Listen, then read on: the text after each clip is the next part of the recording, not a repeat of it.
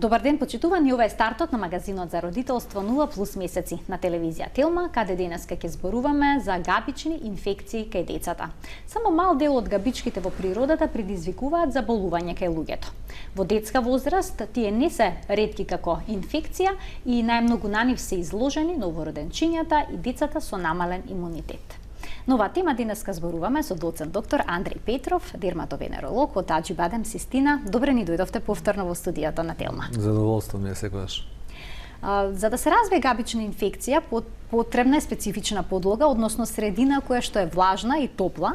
Поради тоа, кај новороденчињата, кај бебињата, кај доенчињата, најчесто габични инфекции се развиваат во пределот на пеленската регија и во устната шуплина, обично како наслага на јазичето. Како се манифестира габичната инфекција на кожата под пелената на таа возраст? Да, тоа е, имате право, тоа е најчестиот проблем, веројатно со кој делот на габичните инфекции се соочуваат новородените, односно нивните родители кои треба со тоа да се справат. Најчесто се манифестира во вид на црвенило. Тоа црвенило понекогаш знае да е толку интензивно да предизвика чувство на печење, на дискомфорт кај бебето, значи да бебето е немирно. Сето тоа покажува дека нешто се случува и кога се отвори пелената се гледа дека настанува еден вид на иритација, црвенило, влажење во тој дел, печење може да има и тоа може да се симптоми кои не се директно поврзани со габичната инфекција, туку може да бидат еден вид на иритација од сите тие распадни продукти во пелените кои ја иритираат кожата. Меѓутоа, целата таа средина овозможува да одредени габи кои живеат во тие делови од телото кај луѓето да се трансформираат од сапрофитска во патогена форма и да направат одреден проблем, вака народски кажано. Најчест предизвикувач тука е кандидата, која во тој дел знае да направи една инфекција која потоа треба да се третира за да се спречи симптоматологијата. Симптоматологијата е многу јасна, бидејќи тоа е ограничено во пеленскиот дел само, веднаш асоцира на нешто што се случува поради пелената. Често пати луѓето мислат дека е резултат на недобри пелени и така натаму, тоа не е точно. Паменуваат пелени, па се обидуваат со едни со други, не е точно тоа. Така завршуваат и со платнени понекогаш. Да, бараат некој чаре, народски кажам, бараат некој начин да го решат проблемот, меѓутоа не е тоа поради тоа, туку особено со растењето на бебето, како се зголемува волуменот на тие распадни продукти во пелената, иритацијата се зголемува и со тоа се овозможува и секундарна инфекција од овие габи, односно квасници кои се наоѓаат таму во тој дел. Може ли да се направи строга дистинкција помеѓу габична инфекција во пеленската регија и бактериска? И колку често овие две инфекции одат рака под рака? Па тоа е тешка дистинкција, особено во тој дел, заради тоа што прво кожата на луѓето не е стерилна. Ние сите имаме на кожата бактерии. Често пати кога ќе има таков дерматит во пеленскиот дел, кај што ќе изолираме кандида, ние понекогаш даваме и комбинирани препарати кои содржат и одредени антибиотици, затоа што секогаш таму ќе се најде некоја друга бактерија која има. И јасна граница не може да се направи. Она што асоцира на габична инфекција, особено на кандида, тоа се одреден вид на промени кои се шират и во околината на тоа црвенило што се јавува како сателитски се појавуваат во однос на пеленскиот дел и тогаш тоа ни покажува дека не е обична иритација, туку се случила и секундарна инфекција која најчесто во огромен број случаи е предизвикана од кандида.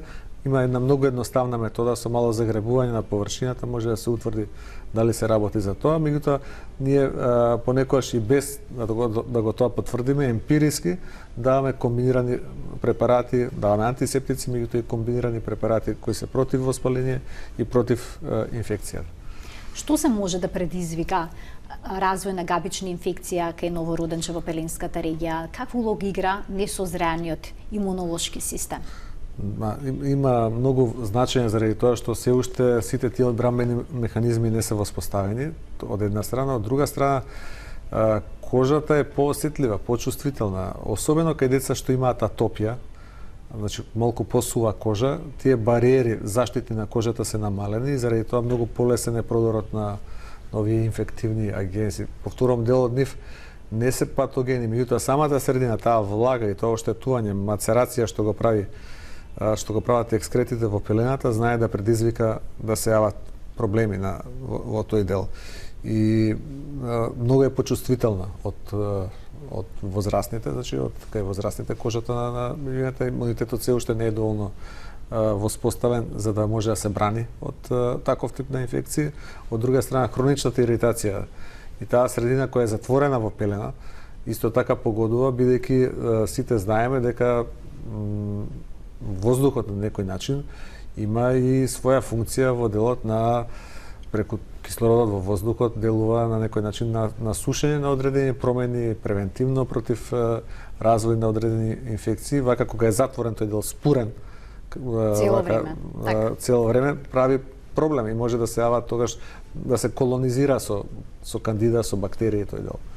А каква улога играат шампуните, разните купки за туширање, сапунчиња со кои што родителите го одмиваат газето на бебето? Дали тие може дополнително да иритираат кожата и да предизвикаат развој на кандида? Тие знаат да бидат голем проблем, затоа што сите ние за нашите деца сакаме се најдобро. Така и кога за бебињата, кога ќе се родат, родителите сакаат да им овозможат се најдобро. И често пати претеруваат во таа ригорозна хигиена која одржуваат во тој дел, со често повеќе кратно миење во текот на денот.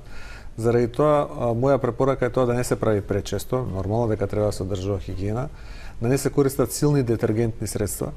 Најдобро е ако се користат за таа намена одредени маслени купки, значи или многу сензитивни средства за нега на бебето, меѓутоа исто така е добро да се употребуваат и превентивно и одредени кремови после бањањето, после капењето, да се нанесат, да речеме, одредени кремови кои се на база на цинк, на бакар, кои абсорбираат таа влага внатре во тој дел и овозможуваат кожата да биде посува и да не се овозможува со таа влажна средина развој на патогени, квасници, бактерии, така натаму. Споминавте дека овој проблем се лекува со средства против габички и против бактерии. Дали се тие секогаш неопходни, бидејќи родителите се плашат да дадат да го намачкаат бебето со такви креми поради големата абсорбција на бебешката коша? Да, и тоа е еден факт и нормално е дека секогаш треба многу повнимателно кога имаме едно бебе, мал човек пред нас кој не е исто како и на возрастен човек, не е кожата исто дебела, абсорбцијата е многу поголема, телесната тежина е многу помала, многу е почувствителна, меѓутоа тогаш кога е неопходно и кога е индицирано, тие треба да се дадат, бидејќи ако не се дадат, тогаш се едноставно се малтретира детето без причина, бидејќи има сега и генерално една воспоставена така наречена кортикофобија кај населението, заради тоа што сите сметаат дека тоа е нешто лошо и не треба да се даде. Меѓутоа во услови каде што бебето се нервира, го чеша, се мачи, иритирано е, инфекцијата се шири, слободно може да се дадат комбинирани препарати со кортизон и антимикотик, значи против габешки средство, или кортизон, антимикотик и антибактериско средство. Значи постојат сите варијанти на комбинации помеѓу овие неколку, тоа треба да го процени нормално доктор и треба да се дадат слободно во краток период, 2 недели да речеме не можат никаква штета да му направат на бебето, а само може да има корист, меѓутоа и оваа хигиена која зборувавме исто така е многу важна за да тоа се воспостави како што треба. Во одредени случаи бара и друга терапија, ама тоа е работа која треба да ја процени доктор. Тоа само иницијативно орални препарати кои треба да се пијат кај толку мали деца не би советувал да се даваат. Овој дел од емисијата ќе биде контактен. Гледачите ќе добијат можност да се вклучат во програма на телефонскиот број на телевизија Телма 3076 677. Денешната тема се габични инфекции кај бебиња и кај деца, а гостин е доцент доктор Андре Петров, дерматовенеролог од Аџи Базден Систина. Кога ги споменавте габичните инфекции, најчеста е Кандида албиканс кај бебињата, таа може да се јави и во усната шуплина, на јазичето. Дали бебето чувствува никаква болка? Како се манифестира овој проблем? Тоа се вообичаено наслаги бели кои се забележуваат на јазикот и тоа е нешто што не прави одредена симптоматологија, освен ако не се до таа фаза дојдени да има одредени потешкоти во делот на цицањето и така на секојдневното функционирање, вообичаено е асимптоматски.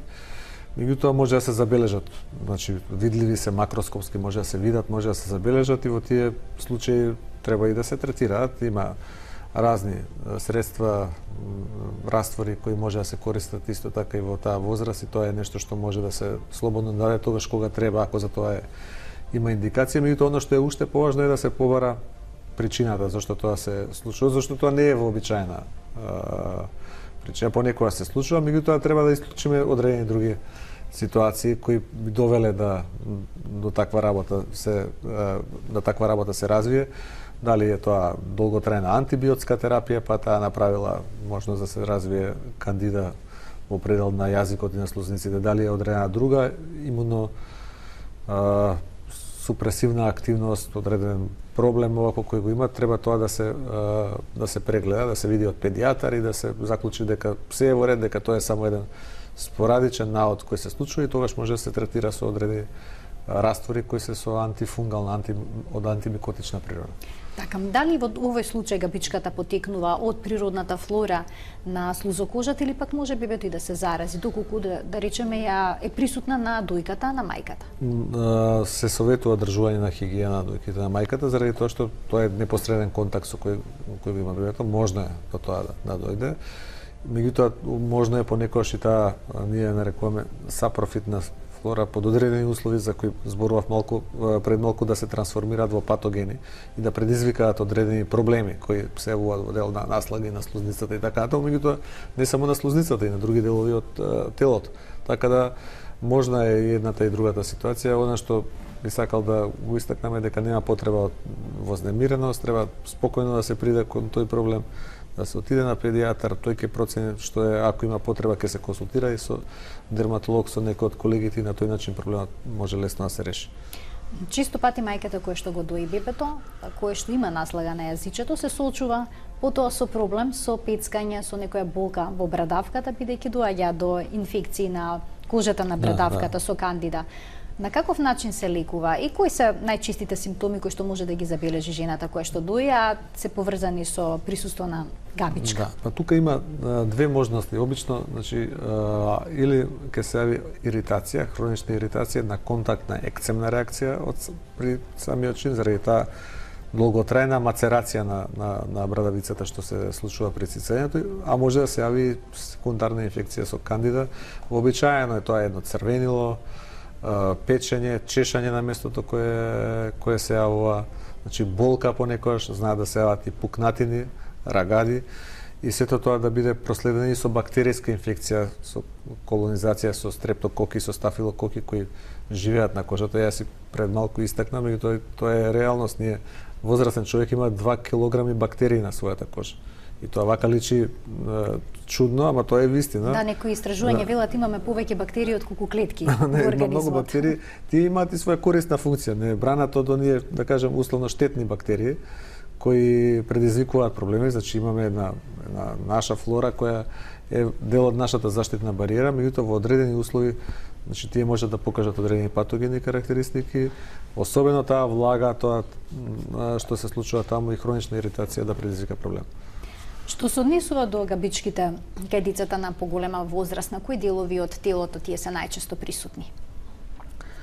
Во поголема возраст може да се јават кај на било кој дел од телото, може да се јават на кожата, тоа е така наречената ringworm се нарекува на англиски, или оние кругови како печати кои се јавуваат прстенести по кожата со еден периферен рап и централно личи како да се чисти промената, меѓутоа можат и во главчето да се јават. Доста често каде се јавуваат во главчето такви инфекции и тие може да бидат дел од резултати од ширење на инфекцијата, речеме по градинки, места каде што се со други дечиња, од перниците и така натаму. И тогаш треба да се третираат, тогаш доаѓаат во предвид да се дадат и препарати за пиење преку уста, за да таа инфекција се среди, меѓутоа понекогаш може да бидат и како резултат на меѓусебен контакт. Каква улога има исхраната на децата во појавата на габичните инфекции? Дали преголемата конзумација на сладко, на благо, на шеќери може да придонесе, односно да го поттикне развојот на габичните инфекции? Вообичаено не. Значи не треба да се плашат родителите, деца треба нормално да напредуваат, да си јадат се она што е дозволено. Има одредени состојби кои се карактеризираат со покачено ниво на шеќер во крвта, кои на вистина погодуваат особено на развој на кандида, меѓутоа тоа не е директно поврзано со начинот на исхраната и со тоа што го консумираат. Тоа се во таа возраст пред се нешто што се случува поради други причини, значи генетски и имунолошки причини кои знаат да предизвикаат една состојба на јувенилен диабет кој може да предизвика таков тип на проблеми. Имаме гледач на линија, да го вклучиме и да го слушнеме неговото прашање. Добар ден. Добар ден. Повелете, во програма сте. Поздрав до вас во студијата. Благодарам. Би сакала да го прашам докторот две прашања. Повелете. Значи, сакам да прашам значи за хигиена на бебињата. Дали за советува, значи, со истата купка што се бања детето да се мие интимната регија, или сепак треба да употребуваме сапун или можеби некое друго средство? И уште едно прашање сакам, значи, бебчето ми е старо 2 месеци и приметувам, значи, на челцето од значи напоредно од страните се појавува црвенило и после известно време ќе го снима. После некое време повторно ќе се појави на различно место, значи црвенило на лицето се губат и се појавуваат. Што би можело да биде тоа? Така. Благодарам што се вклучивте во програма. Ви благодарам на прашањето. На првиот дел на првото прашање, односно мојот одговор е дека она што го советуваме е да се користат по-неутрални средства за нега на кожата, да се користат маслени купки, да не се суши премногу кожата, да бидат тоа специјално адаптирани колекции за бебиња. Независно дали се домашни, дали се странски производители, имаат специјални колекции за бебиња и тие треба да се користат, да немаат многу детергентни средства. Сапуни апсолутно не препорачувам да користат. Може слободно да се користи истата онаа купка за капење, исто и за нега на пеленскиот дел и така натаму. Тоа е она што треба да се прави што е можно поретко, нешто е можно почесто, бидејќи честото миење по неколку пати во текот на денот прави одредени проблеми. И тоа е нешто што треба да се избегне како ситуација која често пати се изложени голем дел од бебињата. И во однос на второто прашање би сакал да кажам дека не е ништо значајно, кожата е почувствителна, тој еритем, тоа црвенило на челото што се јавило па на некои други места не мора ништо да значи. Прво, бебешката кожа е многу осетлива и втора работа што треба да се знае дека во таква ситуација треба само да се продолжи со неутрални кремови за нега на кожата кои само ќе ја штитат кожата, без медикаменти, без други средства. Така. Што се однесува до денешната тема, значи зборуваме за габични инфекции кај децата, како влие хигиената? Дали претераната хигиена може да доведе до појава на габични инфекции или пак исто така од друга страна недоволната хигиена може да биде причинител? И едното и другото, значи и претераната хигиена која претерано ја суши кожата, која ја нарушува незината липидна бариера и ја прави кожата многу посува и поосетлива на дејство на овие микроорганизми, од една страна може да доведе до развој на габична инфекција, од друга страна и нехигиената, значи со создавање на таа влага таму, со оштетувањето на кожата која предизвикува, исто така може да предизвика појава на одредена габична инфекција. Во детска возраст, кога зборуваме за габична инфекција на кожата, кои типови на габички се најчести причинители на овие инфекции? Па најчести се квасниците, кандидата е најчеста во пеленскиот дел. Тоа е нешто што се случува често, меѓутоа не можеме да ги исклучуваме и така наречените дерматофити. Особено тоа е често во инфекциите на косматиот дел, на косата, кој може да доведе и до опаѓање на косата, до губиток на коса во тој дел. И исто така и до појава на продор на инфекцијата во длабочина и појавување дури на одредени абсцеси кои се водат таму. И тоа е нешто што треба да се во тој случај енергично третира со комбинација на средства против габички, меѓутоа и средства против бактерии, затоа што секогаш секундарно таму се јавува и гнојна инфекција. Споминавте во делот на косата дека се јавуваат габични инфекции, како се манифестираат на самиот почеток? Дали отпаѓа косата на тоа место или пак се јавува најнапред некој перутање? Како изгледа? Многу добро прашање, тоа зависи од предизвикувачот. Ако предизвикувачот е некој, ние го нарекуваме антропофилен специес или вид кој го има и кај луѓето, тогаш ќе има минимално воспаление и ќе има само перутање на површината на главата и почне на губиток на влакна постепено, така како од молци изедена да кажам косата. Меѓутоа, доколку е некој зоофилен специјес, некој вид кој е типичен за животни, за кучињата и мачињата, ние пошто имаме милионичиња, па ги постојано сме во контакт, особено децата си играат со животни. Тогаш може да бидат пренесени на нив и тогаш може да настане една гнојна, пурулентна инфекција, еден абсцес. Значи, како во некој случај големина и на орев, и на домат дури, и тогаш треба и да се преземат мерки, да се даде терапија, дури да се направи по некоја хируршка обработка на тој абсцес за да се издренира, така да зависи кој е предизвикувачот. Може да има минимално воспаление и само перутање, што го рековте вие, губиток на коса, меѓутоа може да има и нешто што се нарекува силна воспалителна реакција. Доколку дојде до длабинско воспалување, до длабинска инфекција на кожата, на пределот каде што имаме коса, дали во тој случај на тоа место некогаш повторно ќе порасне коса или постои ризик детето за секогаш да остане со еден дел од косата на главата на кој што нема да има влакна? Ако е површна инфекција, ќе има сигурно влакна. Ако е длабока инфекција, ако се оштетат поголем дел од фоликулите заради длабочината на гнојниот процес, сигурно дека таму нема да пораснат влакна. И да вообичаено, бидејќи тоа ќе се повлече, ќе се стисне, нема да се оштети целиот дел и тој дел ќе биде покриен со коса понатаму. Тоа е нешто што нема да се гледа, нема да биде видливо. Иако кај што било најдлабоко воспалението, таму влакната ќе бидат оштетени. Меѓутоа да не се секираат оние кои евентуално поминале низ таква епизода, тоа е нешто што не остава трајни последици во делот на губиток на коса во облик на оние кругови кои некои луѓе се гледаат. Алопеција, да, кој е од сосема различна природа. Што се однесува до инфекциите кои што се предизвикани на кожата, децата си играат многу често со животни. Ringworm се релативно често присутни кај децата. Тешко ли се лекува овој проблем? Се случува ли да се повторува и лекувањето да трае долго и долго и долго? Тоа се случува и тоа е нешто што е многу вообичаено во сите развиени, да кажам, земји, не е нешто што е, не знам, поврзано со нехигиена или не знам. Често пати доаѓаат луѓе и ми кажуваат пациенти, докторе, ама нашето куче или нашето маче е проверено од ветеринар, супер е и сите тие работи. Тоа не негираме ние дека е така. Меѓутоа, човечката кожа и она на домашното миленије е различна и треба да се има предвид дека такво нешто може да се случи. Се третираат едноставно. Ако е само една промена, еден печат, еден круг, советувам да се третира само со крем, само со локална терапија, 1 до 2. Ако видам дека се шири, може да се зема таблетарен облик кај возрастните, а кај децата има специјални препарати кои се со многу помали дози од тој таблетарен облик и тие може да се издробат, да им се направат да ги испијат и вообичаената терапија трае некаде 3 до 4 недели. Па нема, значи под 2 недели нема никаков ефект, така да вообичаено некаде околу 3 недели се даваат тие лекови за да се среди состојбата. Така потребна е истреност и доследност во лекувањето за овој проблем да се реши. Да се реши и тогаш им советувам на сите тие пациенти да појдете до вашиот ветеринар, нека ви даде одредени средства за миленијчето да го избањате.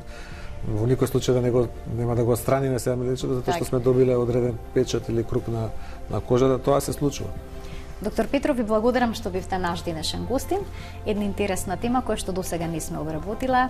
Предпоставам дека беше можна интересна и за гледачите. Ви благодарам и вам за поканата и секогаш ми е задоволство да бидам со вас. Се гледаме во некоја друга пригода, а ние тука го заокружуваме денешното издание на магазинот за родителство 0N+. Како што ви е веќе познато, се гледаме секој работен ден во рамки на утринската на Телма. До гледање.